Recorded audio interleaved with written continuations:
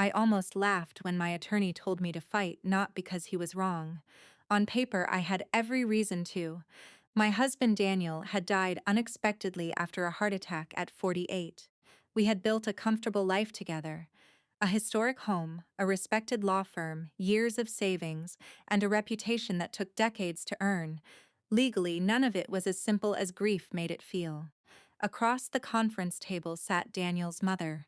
She had not cried at the meeting. She arrived with a leather folder, a tailored suit, and the certainty of someone who believed loss entitled her to control. "The house," she said evenly. "The firm, every asset connected to my son's legacy." She glanced toward my daughter, Emma, who was quietly coloring in the waiting room beyond the glass. "I have no interest in raising the child." The sentence settled over the room with a weight nobody acknowledged aloud. My attorney looked at me, expecting outrage. Instead, I asked for water. Afterward, he closed his office door. "You don't have to accept this." "I know. We can contest nearly everything, I know. Then why are you acting like you've already lost?" I stared through the window at Emma chasing pigeons outside. "I'm trying to decide what winning actually looks like." People misunderstood silence. Friends assumed I was broken. Relatives whispered that grief had made me irrational. Even some of Daniel's former partners stopped calling because they assumed I was preparing to disappear. Only one person knew the entire picture, Daniel. Months before he died, we'd spent several evenings reviewing succession documents after another attorney in town suffered a fatal accident that left his practice in chaos. Daniel hated chaos. "If something happens to me," he'd said, "people will fight over what they can see and what they can't." He smiled. "That's already protected." At the time, I barely listened. Now every conversation echoed differently. My mother-in-law became increasingly confident. She toured the house with decorators before ownership had even been decided. She spoke to employees as though promotions depended on her. She referred to the firm as our family business, despite never practicing law a day in her life. Whenever someone asked whether I planned to resist, I answered honestly, no. They heard surrender. It wasn't. It was acceptance that not every battle deserves your energy. My attorney nearly pleaded with me the week before the hearing. "If you sign everything away, you'll walk out with almost nothing." I corrected him gently.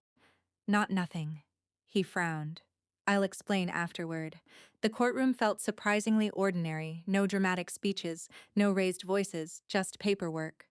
My mother-in-law barely looked at me as the settlement was presented. When my turn came, I signed every page. My attorney closed his eyes for a moment. Across the room, I saw the smallest smile appear on my mother-in-law's face. She believed she had won. Then the judge paused. "Before the estate transfer is finalized," he said, "the court requires confirmation regarding the firm's continuing fiduciary obligations and the associated succession filings." A clerk handed another folder to both legal teams. My mother-in-law's attorney opened it first. His expression changed almost immediately, color drained from his face. He flipped through several pages again, slower this time.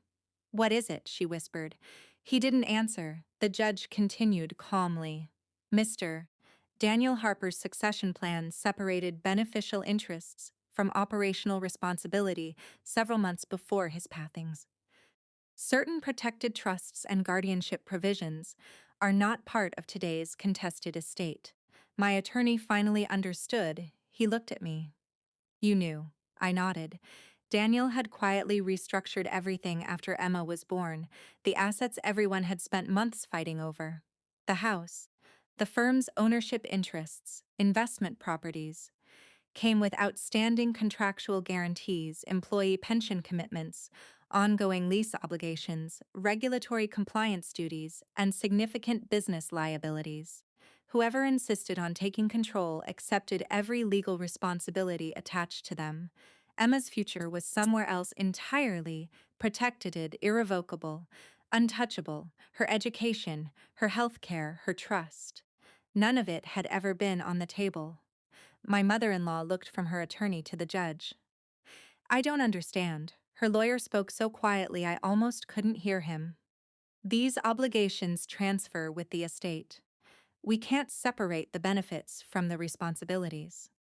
For the first time since Daniel died, she looked uncertain, not devastated, not humiliated, simply confronted by something she had never considered.